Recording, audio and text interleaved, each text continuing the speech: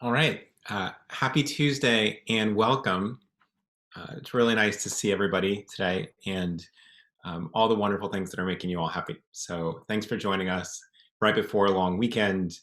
I hope that the cooler weather is bringing a lot of people some joy. Sounds like a lot of more family time, some new pets, some new things in the garden showing up, all sorts of wonderful things. So welcome, and hopefully this will be useful, but also adding to how well your week is going. This is webinar 16, which is our second focus actually on year-end fundraising. So 2 weeks ago, we did a whole session on year-end fundraising and how to plan for planned and major giving. You can actually see that recording on our website. We'll share it after the fact.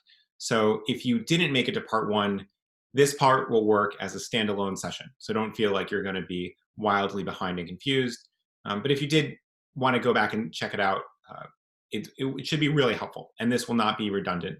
There'll be a few things that we'll do that just summarize in part one that we can build on top of it, but you shouldn't be lost at all.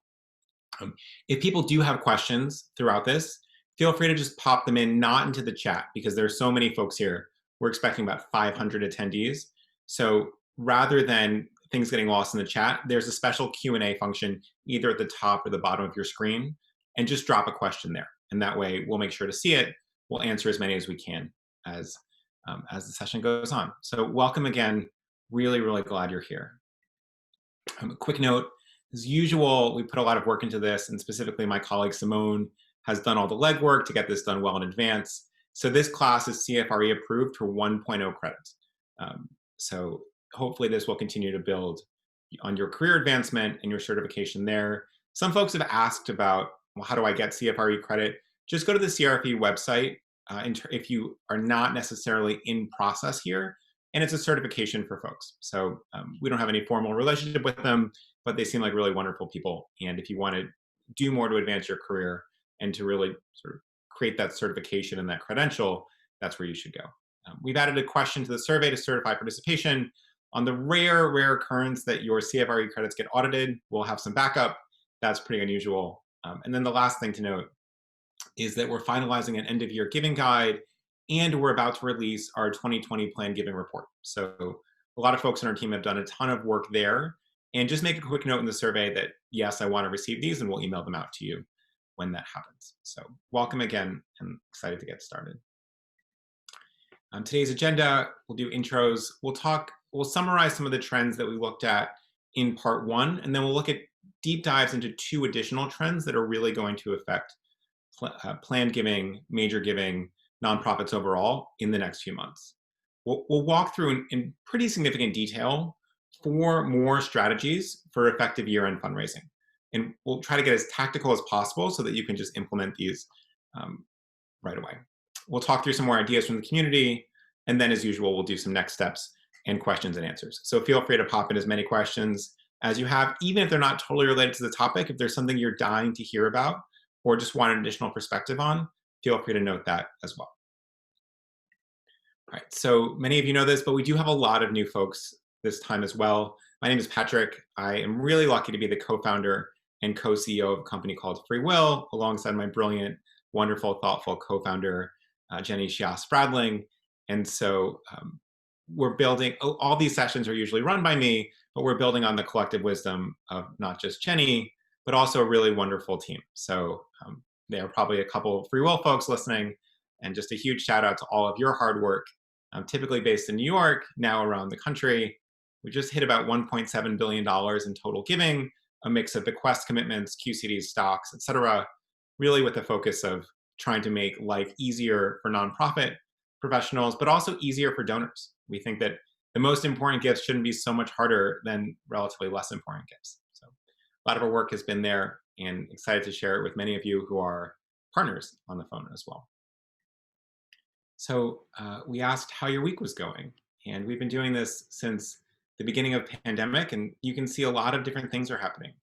So the yellow line that you'll see is anxiety, and people are feeling somewhat anxious, but considerably lower than when we started these conversations in March. It took a sort of a turn up in August and is coming back down in September.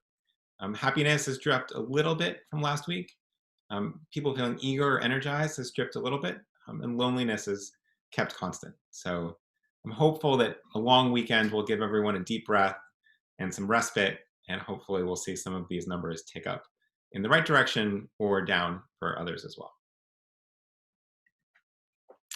The other big thing we always ask about is what are you worried about most? So we can really help guide folks through the things that are really, really top of mind. And you can see this blue line around hitting goals has become a real concern for folks, north of 60% over the last two sessions, really for the first time. Concerns around safety have drifted off as people really get their heads around what's happening and how do I prevent it. But this is a real risk. We also see a sort of a decline in people who are worried about losing their job, which was quite a bit higher. You can see in April, it peaked at almost 30% of people were really worried about losing their jobs. So we'll talk more about that later and some strategies to help folks who have lost their jobs and are now looking for a career shift or new work there. All right.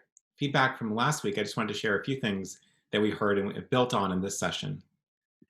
First and foremost, overall, as a rating, it was 4.7 out of 5 on how helpful was this, which is relatively high, and I'm really happy about that. So I'm glad it was useful to so many folks. The second thing people talk about is they said, love them all. It's concise and presented, and I'm glad that we're not overloading with information. I think sometimes these sessions end up being an hour and a half, 2 hours, et cetera. Not hours, but things in the space. And I think from all sort of educational theory, that's just too much information to take in at once. People talk about really wanting more tactical examples, and so we continue to build those in. And then lastly, people think I speak too fast. So I'm working on it, and I will work on that this session. And if it's going way too quickly, just type in the chat, just slow down. A lot of this is living in New York for a half dozen years has really sped up my speaking pattern. So slow it down and feel free to note otherwise. All right, so we've talked about what's different in 2020, and I'm going to summarize a couple of the trends that we talked about last week. We'll do these much more quickly this week, despite my recent promise to slow down. And then I want to dive into two more trends as well. So as we're seeing coronavirus cases continue to increase, what it means is that we're basically looking at no year-end visits or events for almost all organizations. Be a couple rare exceptions here in sort of the South and the West where you have warm weather and can do so safely outside, but across the board, I think this is probably off the table. Second, as we spoke about last week, isolation is going to get much worse. And one of the saving graces of pandemic and quarantine so far is that it's happened starting in the spring through the summer into the fall. And that's kept folks outside a little bit more safely. But 14 million Americans over the age of 65, more than a quarter of the population, live by themselves. And as we think about things like school reopenings and other risks, especially around increased spread of young people, it means those folks interacting with older people who may be more at risk is going to be a hard no for a lot of things. And so things like Thanksgiving, Hanukkah, Kwanzaa, Christmas, New Year's, et cetera, will be not family events, or certainly not extended family events in the way they've been for people's entire lives. And that will feel quite difficult for people, especially those who are not working and don't have the same sort of day-to-day interaction that you and I are lucky to have. Third, watching out for September and October and maybe November. Spoke about this last week. The number of phone calls that people will get starting in about 2 weeks in places like Florida, Texas, Ohio, Minnesota, Iowa, Maine, New Hampshire, et cetera, is going to have these phones ringing off the hook, which means your phone calls are likely not going to break through, and we need to work around that as well. We also, and I want to speak about this because it's becoming more of a news story, it is very possible that we don't have a clearly elected president for a month in November, maybe longer. As mail-in ballots come in, there will be things that are contested in the judiciary, and it seems like we're getting very clear signals from both camps that they're unlikely to be conceding early. And so why does this matter? If you all remember the last 2 weeks of February, where decision-making just froze at your organization, and we talked to lots of nonprofits, probably hundreds a week, every week. And I remember sort of March 20th to say April 7th or so, and people just said, hey, we can't make any decisions at all. We can't do anything right now. We just need to see how the world shakes out. It is possible that we re-enter one of those periods in November. If you have a deadlocked electorate, et cetera, things going to the Supreme Court, you're going to see donor attention pointing very clearly in one direction, and internally a little bit more challenge around, is this tone deaf? How do we think about this? And so just be aware of that and start prepping for those 3 or 4 weeks in November. What normally sort of ends up being this warm Thanksgiving time may be a little bit fragmented and challenging. So keep an eye on that. Trend 4 that we talked about last time, stocks continue to hit new highs. August was one of the best Augusts for the stock market in history. This is a sharp contrast to unemployment, which we'll talk about in a moment. But the folks that are at home, not spending money for the most part because travel, dining, et cetera, are off the table. The folks who are retired with real assets are seeing tremendous growth in their net worth, while folks that are dependent on income are not seeing that. So you're seeing this increased divide, both in the economy, but also in the capacity of your donors. Trend 5, we went into this in much greater depth last week, so feel free to go rewatch that. But qualified charitable distributions, these are also known as IRA charitable rollovers, are continuing to grow among older donors as the single best way, or one of the best ways, to give from a tax advantage perspective. In the last 2 years, many of you know this, QCDs have grown by nearly 3x, and we expect them to continue to grow in the years to come, probably by a pretty similar amount. So a little bit less of growth in 2020 based on some reasons that we went into to greater detail in part 1, but looking at 2021 and 2022, we'll probably look at 50% growth per year, which means it's going to more than double in the next 2 years again. It's a 6 times increase from 2017 to say 2022 or 2023. All right, trend 6, as you know, planned giving continues to reach record levels. August was by far the largest month ever on FreeWill. We're also seeing anecdotal information of that from around the planned giving landscape. August is usually a terrifically dead month for things like estate planning. People are at the beach, they don't think about this, but instead people are home thinking much more about their own mortality.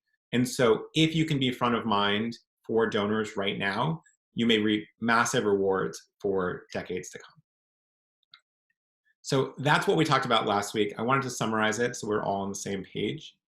But I want to dive in on 2 more key trends that are really important to know about as we go forward and start getting our plans in hard and fast shape for the end of the year. Trend 7, donor advised fund giving is reaching record highs. So people talked about April being the new December for donor advised funds, meaning that money coming out of donor advised funds is exploding. Now, this is really interesting because April is normally a pretty quiet month for donor advised funds. This has continued through the last 6 months. So it started out with the beginning of coronavirus and has continued up until now. We expect it to continue through the end of the year. Here's a really interesting dynamic. When we look at past recessions, and particularly 2008, 2009, we wonder what happens in a recession to a donor advised fund and giving there. So in 2008, 2009, contributions going into these funds drops considerably. So what you may actually see is some decrease in funds going into donor advised funds, but giving out of donor advised funds dropped only 7%. So this is in the last Great Recession, which, as you probably know, corresponded heavily to a dramatic decrease in the stock market. And the stock market dropped almost 40% in 2008, 2009. Instead of what we're seeing is this big increase. So you can see a big gap in terms of money going in, but money coming out in hard times. And what we'd expect when you sort of take that gap, but also now the money in the donor advised fund, which is almost always invested in public equities and things like bonds, but usually sort of high growth, aggressive funds, because people are a little bit less risk averse in these funds that are already separate. So that money is going to be growing pretty considerably. So you not only have an increased interest in giving, you have that same effect from the stock market where there's just more money to give. Someone's donor advised fund might be up 20% this year, even if they haven't given anything else. And so you should see a lot of generosity from folks with donor advised funds, not just willingness to give, but willingness to give more. So really important. DAF giving, by the way, is not affected by economic uncertainty because that money is already quote unquote gone. So most of you know how this works, but you donate to a donor advised fund, you get a tax write-off immediately. You can never take that money back. So that money is already allocated, and you don't see the same risk-averse behavior from someone that says, wow, it's a very volatile market. I really want to protect all my savings instead of giving it away right now because I'm worried about my family. That money can never get this sort of access. All right, trend 7, continuing here, donor advised fund is reaching record highs. So we talked about this in April, but NPT, which is one of the strongest, most effective donor advised funds, approved a record $2.11 billion in donor recommended grants in fiscal year 2020. So fiscal year here means July 1, 2019 to June 30th, 2020. It can be a little bit confusing. But this aggregate dollar figure represents a 54% increase. So massive increase from the previous year, which was about 1.4 billion. So you're seeing this huge shift in giving from NPT has one of the broadest bases that is the most representative. When it says it's the largest independent donor advised fund, that means it's not affiliated with a massive bank the way that Schwab Charitable or Fidelity Charitable is. One of the interesting facts about Vanguard Charitable, which is just an aside, is that they don't actually have a formal relationship with Vanguard. They just share a name, and they license the name originally. But they're two totally separate entities, which I just found to be pretty interesting. Okay, the second trend to really talk about here, because we've talked so much about how so many people are getting wealthier, is that unemployment continues to reach record highs. I mean, this is beyond Great Depression levels, and you have a lot of folks who may have been very economically secure in February that are not so now. So we're going to have to think about how are we sensitive and thoughtful to our supporters who've been long-term financial supporters and are now feeling quite uncertain and quite insecure in their financial environment. So how do we make the most of big donors without sort of picking on folks that have had a hard time and making them sort of feel bad, and how do we not be insensitive? So we'll talk more about that, but that's something to keep in mind. This sort of great divergence that's happening in the economy is really interesting and complicates your work, but there are some clear paths forward. All right, so what do we do about all these passing macro trends? First, I'm going to very quickly summarize the tactics from part 1 so we can get to part 2. First, use what we call now more than ever framing. So don't be defensive. Don't think we still need your money. Think this is the year that we are redefining education, that we are redefining the museum experience, that our healthcare system is more important than ever. If you've ever given, you have to give in 2020.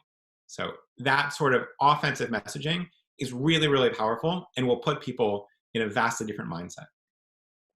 2, use volunteers in September to start stewarding donors. We talked through exactly how to write handwritten notes and how to recruit folks. This is really important. You have so much volunteer energy that is going largely untapped right now. People are home, they're ready to do things. For a while, people were sewing masks for health centers. Now there's enough PPE to go around for most of those places. People are really hungry to do things, and they're bored in most cases. If you don't have a full-time job and you're raising kids, in that world, you're probably not bored. And I know some of you are there, probably balancing a child on your lap and drinking too much coffee right now. But if you're a retiree or other things like that, you may have a lot of opportunity and really want to channel that into something productive. So go back and check out how to use volunteers.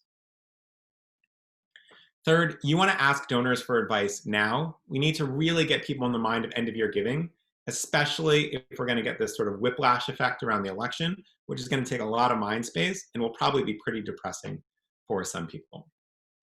4, you want to have a plan for stocks and QCDs. And in part 1, we walked through some very specific language in talking points and also in emails. So go back and look at that. 5, this is really important. This is one of the biggest mistakes that everybody makes. So if you have most of your giving coming in at end of year, you have an opportunity to build a relationship with people who will get them to give again next year, but also really more deeply involved in the organization, lead to higher gifts, etc. But instead, someone gives maybe for the first time and we just say thank you.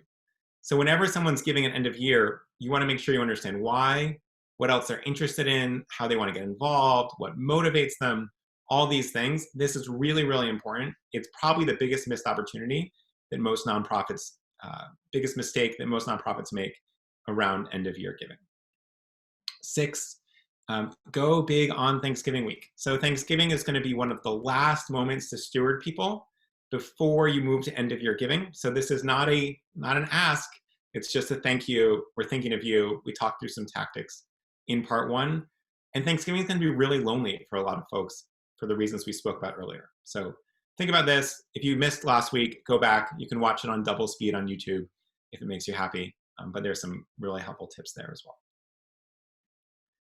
Let's talk through a couple of more tactics to use as well before we get to some ideas from the community.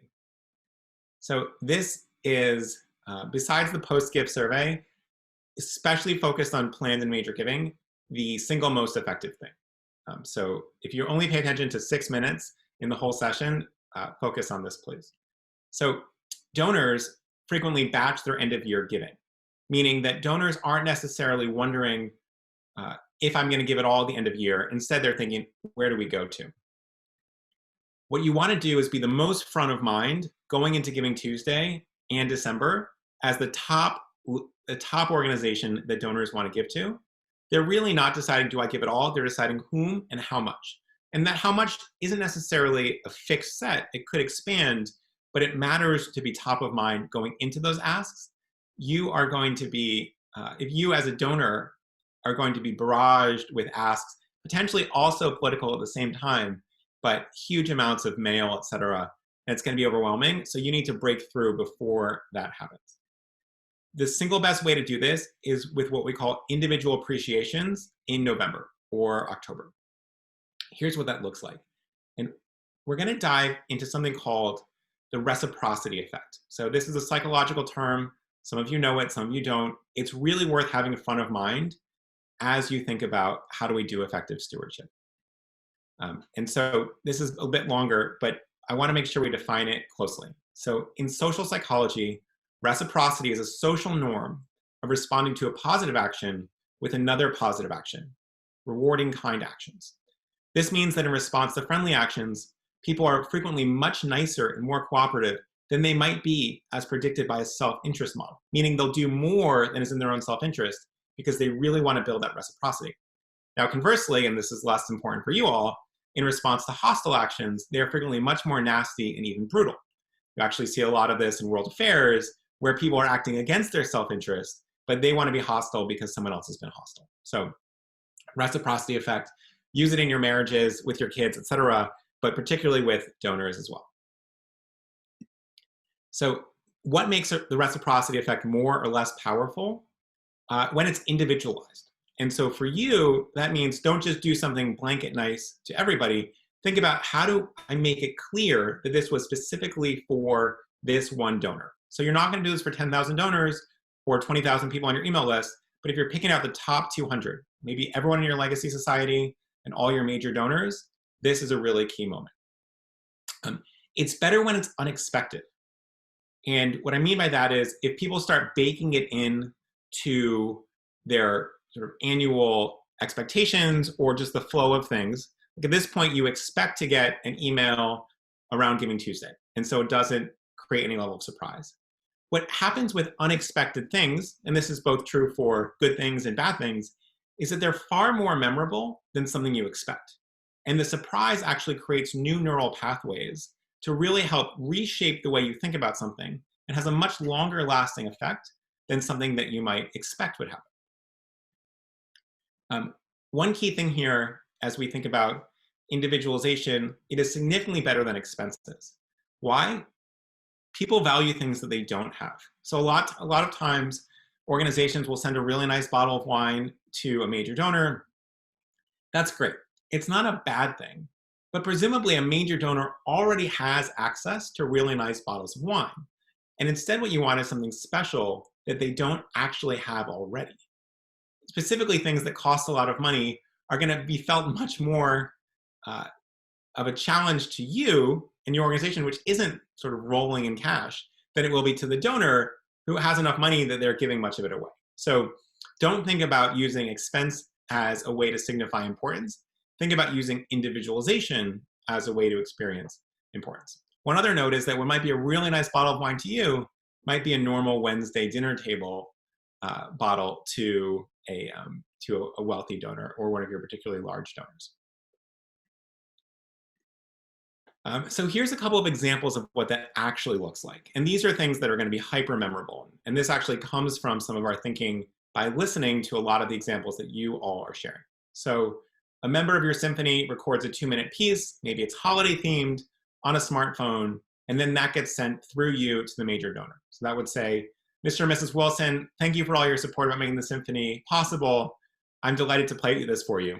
Puts the phone down, plays on violin or whatever it might be. That whole thing can be done in just a few moments.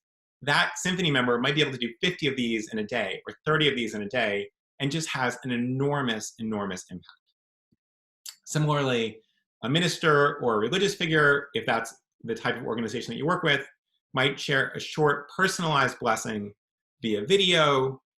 Back on the symphony idea, this can be true, yes, if you are Lincoln Center. It can also be true if you're a secondary school or a college that has access to student musicians, et cetera. So it doesn't have to be perfect, it has to be individualized. This is one that I think is very underused, but really effective. This would be writing a card and not necessarily printing fancy specialized cards, which is different, right? These sort of very fancy Christmas cards that a lot of organizations send out are nice. But also, if you're like me or folks in my family, you're probably getting dozens and dozens of these, and you're just opening up, okay, this is from the Smiths, this is from the Lee family, this is from the church, this is from the land trust, etc. And they all sort of feel the same. If you take a normal card, handwrite it, and then include a couple of snapshots, meaning printed out snapshots, some of you remember these from the last few decades, that's incredibly powerful. And you open it up and you have these sort of tangible photos. Photos at CVS cost about 13 cents to print, sometimes 9 cents if they're on sale. So you can actually go here and what you would do is you take your smartphone, you'd walk around the land trust and snap a few photos of flowers, of trees, of interesting things, and then get them printed out, potentially dozens of copies because you can do this more than once, and say, I took this photo and thought of you because your support makes this possible. You can do this for school buildings, etc. And those sort of loose photographs actually have a really poignant effect on people because it reminds them of memory and importance and really is different than a typical, the sort of printed card where you have on the front the sort of standard Christmas card style that they'll be getting so many of. So think about that. Really cost effective, doesn't take that much work, will actually be really a joy for you to execute. But you can take photos of the school, of animals at the shelter, et cetera, et cetera. So this is a basically low cost, relatively low effort for the value that you're going to do, and really, really strong impact before having a conversation about a donation 3-4 weeks later. Melanie notes that online photo prints will sometimes charge pennies for printed photos. It's basically a totally negligible expense compared to your own time. Similar, now if you're a disease research organization or a healthcare system, you might not have the same access to sort of adorable photos. A short recording from an executive director or a researcher, this will be really powerful as well. At a hospital, same thing. You want to name the donor, say, Mr. Smith, Mrs. Smith, I'm here doing a lot of research, helping 3 different children today with some really complicated stuff, but so delightful that you can support us and really wanted to just say thank you and then go back to work. So very little time. You can do lots of these at one moment. One sort of small note here is that if you are a place like a hospital or a college and you can film these in front of a wall with the donor's name on it, if for folks that are in a heavy circle, and sort of talk about the effect that having that list of donors and supporters is, that can be really, really, really powerful. So again, very little time, relatively little effort, huge impact at a time when you guys are sort of low on resources, low on time, but needing this type of impact for your donors. Holiday carols, etc., students, youth. The point here is these don't have to be great. Like, I am not a good singer. Most people are not. It doesn't matter. It's much more of the gesture than being perfectly on pitch. Okay, so that's tactic 1. Use it. Again, if you don't do anything else, don't take anything else. If you feel like signing off now, go for it. that will have huge benefits on your planned and major giving donors and is really, really valuable. Tactic 2, and this is if you have the sense that your community is one that's been relatively affected, or in some cases, some people have been heavily affected and some people have been very unaffected. We call this the open door email. We might have talked about it in first or second week of pandemic, but I wanted to bring it up again in the context of end of year giving. So what this looks like is this sort of fictitious 501c3, but we wanted to make sure you had specific language to look at to use to copy. So hope all is well with you. I know many are feeling anxious and challenged. Our family is holding up okay. My husband and I have found separate workstations, etc. Our teenagers are more open to board games when they're not texting their friends. We've caught up on classic movies. So what are we doing here? We're really having this conversation as a intimate human to human one, as opposed to our giant institution reaching out to you, the person who may be struggling at this moment. I also wanted to share what we've been up to since we've all started working from home, X, Y, and Z. Here are some things that we're doing. So now we're building connection and we're informing the supporter to help bring them into and closer into the organization. So this is all service as well. Now, we know that this crisis is hitting everybody differently, and we hope that you are doing okay. Some people have asked what to do to help, so we made a list of 3 ways. If you can help, we'd love for you to take a look. Please don't feel any pressure. We know this is a challenging time. Now, giving people an out, you might think this is going to result in significantly less giving. But what happens is it actually pushes the supporter into decision-making mode. Am I someone who is able to help or not? Now, the people that are not able to help weren't going to help anyway, at least in a monetary standpoint. But the people are that say, okay, great. It reinforces this feeling of good fortune, of generosity, of I'm one of the ones who can help. And then you go to 3 ways to help, and we'll show what that looks like in a moment. But this feeling of, look, you have the choice, reminding people that they have the choice usually increases the amount of people who say yes, as opposed to folks that will just sort of walk away. So in many cases, giving a yes or a no option increases the yeses as compared to just only giving a yes option, where people's default is to fade away. So really interesting tactic that's been shown in a lot of psychological studies. And we did a lot of work years ago, I used to run email fundraising for President Obama, and we stumbled upon this and it had some pretty wild success. So now you can use that in major giving or in planned giving as well. What that looks like though, when you have that link, is that on your blog or your website, you just need a very simple landing page. Take 3 ways to help. You can give a cash gift. We can talk about the $300 tax-free session here, Amazon Smile. The amount of holiday shopping that is going to move from big box retail to e-commerce is enormous this year. It'll be really fascinating to see what that looks like, but things like Amazon Smile might be a very good, easy, accessible way. And then in this case, folks that are wanting to use planned giving. So if you are in planned giving, this is a really good opportunity to present it as one of several options in a really accessible way. And many people who are unable to otherwise help can actually give this way because it doesn't cost them anything now, and they might still be sitting on a house that's very expensive, but their income is temporarily slower. So some cool options here, and this is a very thoughtful way that also has the second aspect of being really, really effective, in some ways more effective than just your standard ask as well. So keep this in mind. There's a template on our website that you can just sort of use and copy this text and then adopt it to your own work. All right, tactic 3, we've talked a lot about the rise of donor advised funds. This is the number of donor advised fund accounts that have grown from 2014 to 2018. So basically tripling before we move into these factors that we talked about earlier, driving more and more donor advised fund gifts overall. When we asked organizations a while ago, how important are DAF gifts to you, 32% said a very high priority, and almost 50% said somewhat high priority. Basically, no one said not a priority at all, and a small percentage said a somewhat low priority. So overall, this is a huge push across the nonprofit landscape. Here's something that gets missed a lot. Donor advised funds feel very new to us. What that means also is that they're totally new to donors who think about donor advised funds way less than you do. So they're still trying to understand how to use them.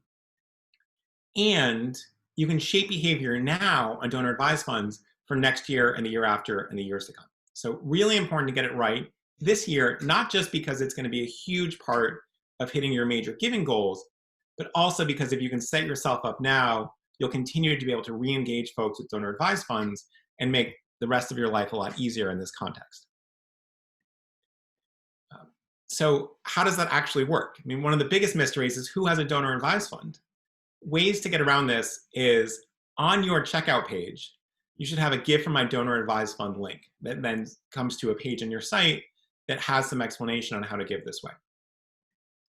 On the same checkout page or on other forms as well, you want something that's just a little checkbox that says, I have a donor advised fund, and I would like to learn more about giving to the organization this way. And then every time you run a survey, just ask if people want more information about giving out of donor advised funds. And this is actually really interesting. You don't want to ask, do you have a donor advised fund? Because some people are sort of skeptical about sharing that information. But if you say, would you like more information about how to effectively give out a donor advised fund? A lot more people will say yes to that. And you can check those people as very likely to have a donor advised fund. In your major donor conversations, similar themes. So you want to ask prospects if they have one, but here's a way to do it that isn't too abrupt. So many of our supporters give out of a donor advised fund. Would you like more information on how other people are using their DAFs to make a big impact? So you share information on what other donors are doing, and everybody's always very curious about their peers. Right? If I ask you folks, would you be interested in finding out how other nonprofits are navigating this crisis? Everyone would say yes. And so this sort of feeling of, tell me what my peers are doing, is really, really meaningful. You also want to develop one or more DAF donor stories. So if someone gives to you from a DAF, ask them if they're willing to sit down just to write a paragraph about why they chose to give and how they gave. And this will be really valuable because in anything that's new, people are really looking for signals from their peers on how to behave. Third, we hear, and this is surprising to us, but we hear frequently that folks don't have any way of noting in your database who has a donor advised fund and who doesn't. This is a huge problem. So anyone you find through surveys and conversations, even if they haven't given this way yet, you want to make sure you're noting they have a donor advised fund. If your CRM doesn't have this tag, go get another CRM or repurpose a different tag. So there may be something that you're not using that much as a tag and just say, all right, everybody, this tag means donor advised fund. So it's a little bit hacky, but you definitely need to do this. And we too often hear that organizations don't do it because there's nothing in their CRM that makes it easy to do so. So just pick something else. By the way, we don't sell CRMs or do anything with them, but just so no personal interest there. But you do want tools that really fit the sort of moment and the direction of the country. Here's exactly what language you want to add to your Ways to Give page, because so many donor advised funds won't tell you who the money's coming from. You might just get a $20,000 check from Fidelity, and 20% of these gifts have no name on it, which is a huge problem. So just write this. When you make a donor advised fund gift, it's possible that sponsoring organization will not share your information with us. Please send us a note at your email address or fill out this form when you've made a gift so we can make sure to thank you and ensure that your gift gets to where it's intended. So there's value to the donor for filling this out. Make sure the gift gets where it's intended and that we can thank you. So really important, and do that as well. All right, tactic 4, and people miss this also all the time. Your past board members are very likely to have donor advised funds. So if you are a new major giving officer, or if you've been there a while, or if you're a planned giving officer, these are your single best prospects. They fit the demographic, psychographic, and behavioral trend of DAF donors, as well as planned giving donors. You just want to make a list of these board members and call and check in on them in the very next few weeks. These folks usually fit the profile of people that are not leaving their house that much, that should answer the phone, especially if you front run the election madness. It's also the case that you might want to include them, in your surprise gifts from Tactic 1. So this would be, if you're walking around a private high school, take a couple photos send them and just say, hey, I just wanted to show you what the school looks like right now. I know that you put a lot of work between 1988 to 1999 into making the school what it is, and I thought you might really like to see it. Hope to talk to you soon, Rebecca, or whatever your name is. And so this, again, very low cost, very low effort. You can imagine the impact of opening that handwritten note with total surprise from a past board member and how powerful that would be. Okay, a couple more notes, and then we'll move on to some ideas and get to questions. One, everyone keeps asking, what do we do about Zoom fatigue? Every webinar, people ask about this. It's very, very overrated. So nonprofits are consistently overestimating Zoom fatigue. Events that build connections are still deeply welcomed, especially by older donors, and will be key to engaging supporters. So you might feel tired of Zoom, but most people are not. Because most people are just way lonelier with way less social interaction than they would be otherwise. If you are on 10 Zoom calls a day as a white-collar professional, you might be tired. I'm tired of Zoom sometimes, but I am also not a typical donor, and you are likely not either. Just think about where you might be with basically no video calls on a given day. We do have 2 past webinars on effective virtual events. So if you want to dive into what that might look like as a gathering or a connection building exercise, feel free to go watch those. There's also some templates, particularly one that I really like on how to run a trivia event, which can be sort of cool and fun and playful in a way that brings joy, especially if we get to some more challenging times later in the year. Okay, second note is, as I mentioned in the beginning of the call, this end of year fundraising guide that we're putting together and a whole new report on some pretty interesting metrics across the planned giving landscape through an analysis of sort of tens of thousands of planned gifts is coming soon. Oops. So if you'd like either, just answer the question in the survey and we'll make sure to put you on the list to email that out. So very, very easy. Just survey, check that out, and I think they will be incredibly helpful. We're putting a lot of work into them. If they're not helpful, send us feedback. We'll figure out how to make it better for next year. On a less light note, one of the sort of saddest things about my job these days, in particular around the webinars, is we send these calendar invites to make it easy for you to click and log on. And every week, a handful, maybe a dozen, usually sort of less than 10, but higher than 5, bounce back and say, so-and-so is no longer with the organization, please contact X. And what we're seeing is that some nonprofits are going through very difficult times, and some people have been laid off because at colleges, you're seeing significant decrease in not fundraising, but things like room and board, hospitals that are unable to do elective surgeries, which are a huge revenue source for them, and some other organizations as well. So what we wanted to say is, if your nonprofit is hiring, let us know and we'll share with folks who come to these sessions, especially those that are looking to continue their education, even if they've just been furloughed or let go because of economic reasons. So just drop a note in the survey if you have open roles for directors of development, associates, major gift officers, plan giving people as well.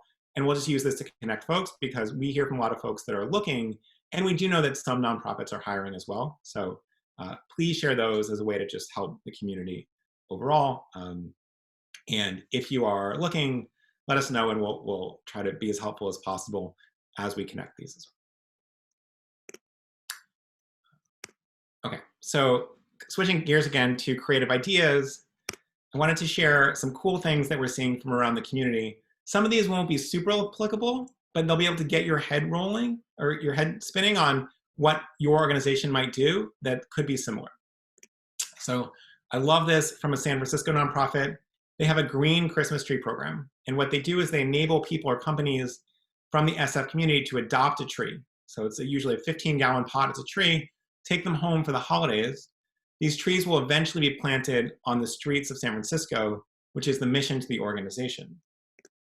The trees are adopted for a fee of a couple $100 and then returned to the tree yard after New Year's. So we raised almost $50,000. And then the people that have had this tree and watched over this tree for a month become deep donors after further cultivation. We also benefit from publicity and the word of mouth. This is a really cool way to sort of engage volunteers, bring them much, much closer to the organization, and develop a really thriving donor base this way. So hats off to you guys. for this really creative idea. Second one, being a land trust that's involved in restoring fish passage in local streams and rivers, we're partnering with local artists to create native fish species stickers on high quality vinyl stickers as an incentive for new and increased gifts. So this sort of artistic work will be a series of fish species with sturgeon, Atlantic salmon, striped bass, alewives, etc. I don't know what an alewife is. If you know, feel free to add to the chat. But this really interesting opportunity of how do we engage people that might be underemployed right now in our community? Can we team up with different artists and then use that to leverage for pretty significant donations? This is a really cool idea. And while you're probably not going to make fish stickers, there might be something in here that can spur an idea that you have otherwise. Another religious organization says we'll share a special blessing with supporters so they can say on Thanksgiving, over the phone, Zoom, the table, whatever. So this is really interesting. And if you think about specifically the holidays are now remote for many places, for many people, is there a way that you can add value to your supporters and just bring them closer as well? And then a gala in a box for a virtual event, trying to take themes from our annual gala and incorporate so there is some theme that crosses over. And this is really interesting. I actually had a dinner earlier this week from a local land trust near me. And they run a gala every year. It's really wonderful. The chefs cook, sort of local chefs cook local food. It raises an enormous amount of money for the land trust. Oops, sorry.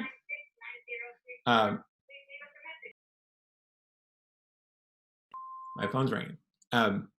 And what we see is this sort of experience in a box really brought the same value and people were willing to pay the same amount. So hugely valuable there. And it's a really interesting thing. This only works really if you're a local organization who can drive around and have volunteers deliver this with masks in a safe way. But it's really powerful and it really felt pretty strong from a community standpoint. As an update, alewife is a species of herring in North America. So thank you, Jeff, for that information. All right, we'll move to Q&A in a moment. Just coming soon, the guide to end of year giving. Just make sure to note that in the survey if you like it.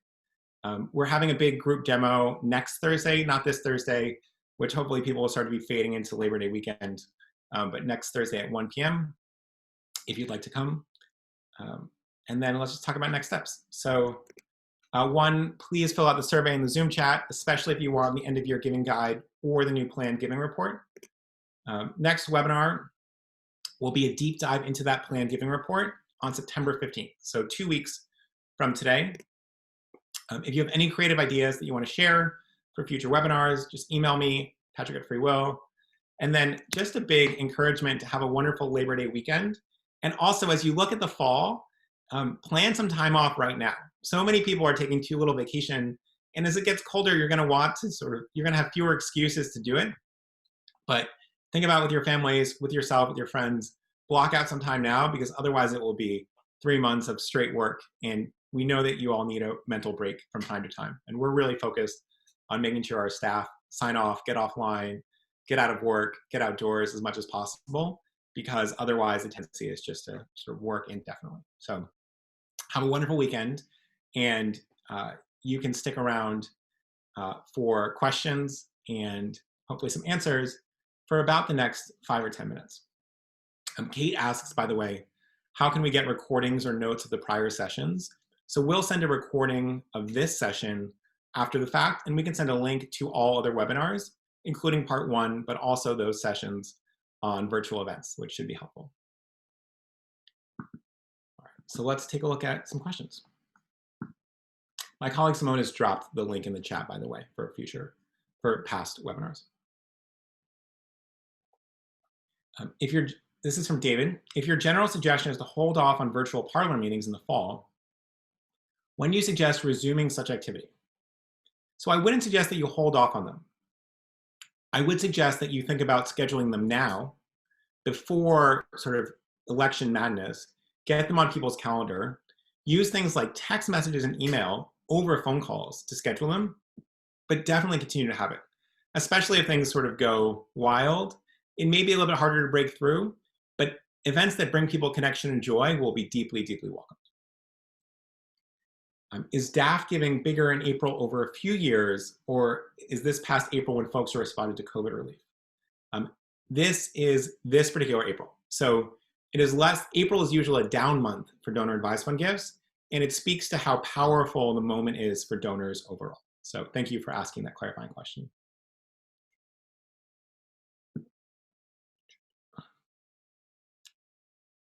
How would you work giving through a DAF into your year-end appeal? So this is a question from Sheila. So there are a few options we talked through around adding a checkbox or having a link on a checkout page. I think what you actually want to do really is send one of these surveys out early for people that want to think, you might want to ask, how would you think about end of year giving? We want to make sure we're as helpful as possible.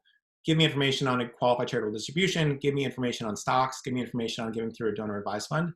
So you preemptively know whom to ask directly for donor advised fund gifts, because those gifts will be so large. So if you can just get an easy survey out soon, you can then call through or set up video conferences with potentially some of those major donors that have donor advised funds. Anyone with a donor advised fund, you really want to have a one-to-one conversation with if possible, because they're so high potential. You still want other tools to make it easy to give in mass, but these are really good folks to begin to steward and prospect. Judith says, this will be recorded and available in your library of webinars. Can we use the graphics in our campaigns? Yes, I think these webinars and the sessions are as much as possible to be as useful to you as we possibly can. So feel free to rip any of the text. It's not copyrighted. It's not proprietary. It's designed to be reused by you all. So thank you for asking, Judith. Can we get samples of post-gift surveys? Asks Lisa and Susan. Yes, those will be part of the end of year giving guide.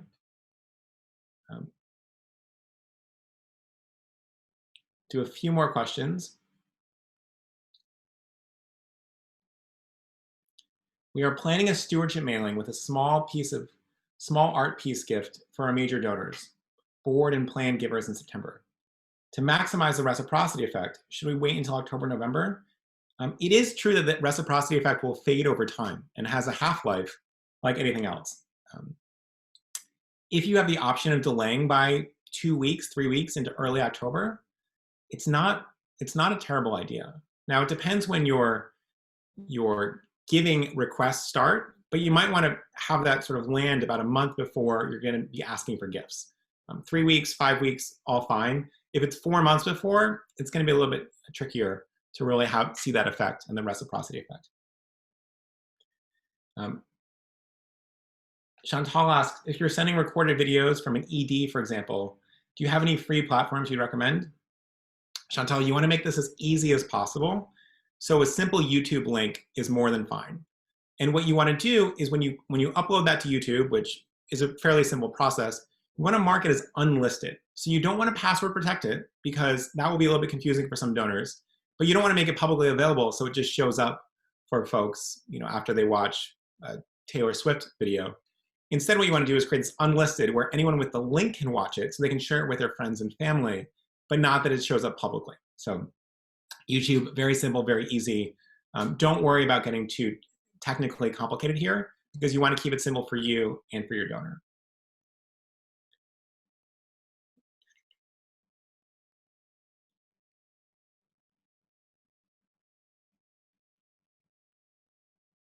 All right, let's do one more question.